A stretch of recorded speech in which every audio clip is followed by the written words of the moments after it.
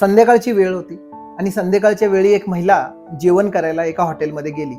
तर सगळ्यात आधी भाव विचारते, किती रुपयाला थाळी ताट आहे? मग मालक म्हणतात की 70 रुपये प्लेट आहे. मग ती महिला म्हणते, मी गरीब आहे साहेब, 5 रुपये 10 रुपये कमी करा. परंतु मालक म्हणतात, नाही मला 70च्या खाली परवडत नाही, तुम्हाला जेवायचं तर जेवा, नाहीतर नका जेवू. मग ती महिला जेवण करते पोटभर आणि पैसे देते आणि निघून जाते. पण दुसऱ्याच दिवशी सकाळी 7 वाजता ती त्या हॉटेलच्या समोर येऊन उभी राहते. 8 वाजता मालक येतात आणि मालकाशी बोलते, मालक काल तुम्ही मला मी तुम्हाला 100 रुपये दिले होते आणि तुम्ही मला 70 रुपये घेऊन 30 रुपये रिटर्न द्यायला पाहिजे होते, तर तुम्ही मला 130 रुपये रिटर्न दिले, म्हणजे तुम्ही मला 100 रुपये जास्त दिले. मग मालक हसतो आणि बोलतो की काल तर तुम्ही मला 5 रुपये कमी करा, 10 रुपये कमी करा, याबद्दल तुम्ही मला बोलत होता.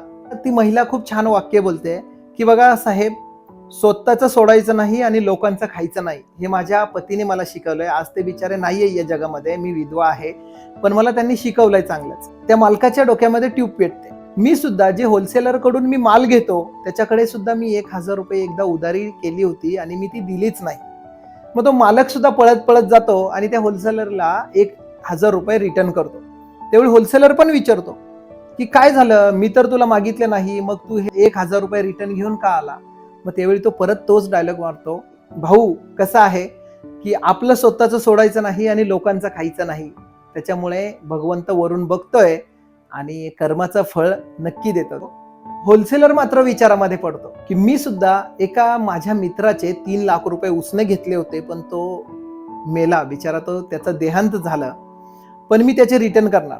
मग तो त्या घरी जातो आणि ती विधवा महिला समोरच उभी असते आणि त्यांना आवाज देतो आणि म्हणतो, माझ्या वाईट काळामध्ये तुमच्या मिस्टरांनी मला 3 लाख रुपये दिले होते, पण आज 3 वर्ष झाले मी रिटर्न करू शकलो नाही, तर हे आज माझ्याकडून 5 लाख रुपये घ्या. आता ज्या विधवा महिलेला ते 5 लाख रुपये भेटतात ना, खरं म्हणजे तीच महिला असते जी त्या दुकानामध्ये 70 रुपयाची राईस खायला गेलेली असते. म्हणजे 100 रिटर्न केले, भगवंतानी त्यांना रिटर्न फिरून 5 लाख रुपये दिले. म्हणजे कर्म बघा कसं असतं, आपलं स्वतःचं सोडायचं नाही आणि लोकांचं खायचं नाही. किती मोठी सीख या आपल्याला स्टोरीमधून भेटते मित्रांनो. वाईट केलं तर वाईटच फळ मिळणार, चांगलं केलं तर चांगलंच फळ मिळणार. तर मित्रांनो, ही स्टोरी आपल्या प्रत्येक मित्रांना, नातेवाईकांना शेअर करा. धन्यवाद.